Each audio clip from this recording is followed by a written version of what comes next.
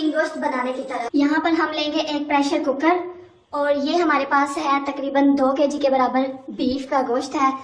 ये आप देख सकते हैं कि इसकी बोटियों का साइज बिल्कुल इतना ही होना चाहिए, छोटे छोटे साइज की बोटियां होनी चाहिए। इसको प्रेशर कुकर में ऐड करेंगे बिस्मिल्लाहिर्रहमानिर्रहीम।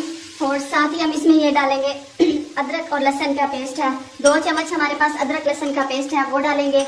ये गोश्त की स्मेल को खत्म करने के लिए डाला जाएगा इसमें। और ये हमारे पास है खड़े मसाले, उसमें है 2 तेज पत्ते, 2 छोटी इलायची, 2 बड़ी इलायची और 1 बादियान का फूल। ये भी बहुत अच्छी खुशबू पैदा करने के लिए डाले जाएंगे। और उसके बाद हम इसमें डालेंगे ये सिर्फ नमक, 1/2 चम्मच हमारे पास नमक है वो डालेंगे इसमें और कुछ भी नहीं जाएगा, सिर्फ नमक ही जाएगा।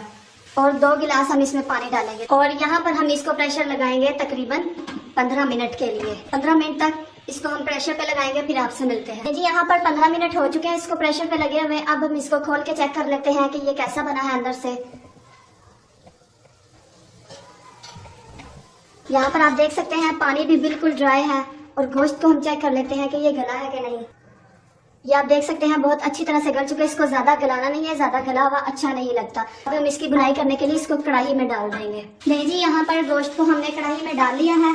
और अब इसमें ये जो खड़े मसाले आपको नजर आ रहे हैं ये निकाल देते हैं। इनका हमें फ्लेवर ही चाहिए था, वो हमें मिल चुका है।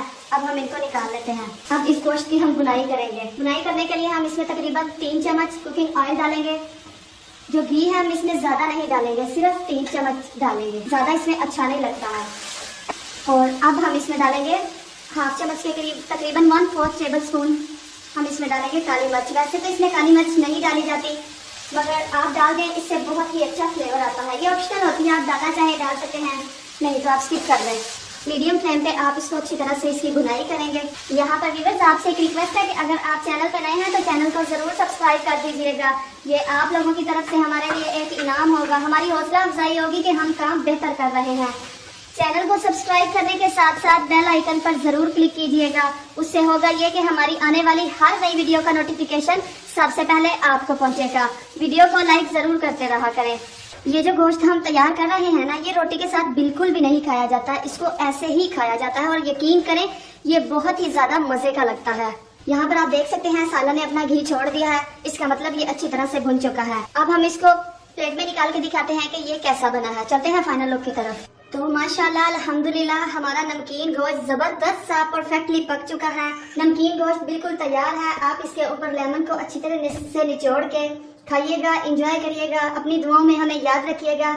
मिलते हैं इंशाल्लाह नेक्स्ट रेसिपी के साथ, नेक्स्ट वीडियो के साथ। तब तक रखना है आपने अपना ढेर सारा ख्याल, दुआओं में याद रखना है। हंसते रहिएगा, मुस्कुराते रहिएगा, यूं ही हमारे साथ साथ रहिएगा। वीडियो अच्छी लगी हो तो वीडियो को लाइक जरूर करिएगा। चैनल पे अगर नए आए हैं तो चैनल को सब्सक्राइब किए बिना मत जाइएगा। हंसते रहिएगा, मुस्कुराते रहिएगा, यूं ही आप हमारे साथ साथ रहिएगा। अल्लाह हाफिज।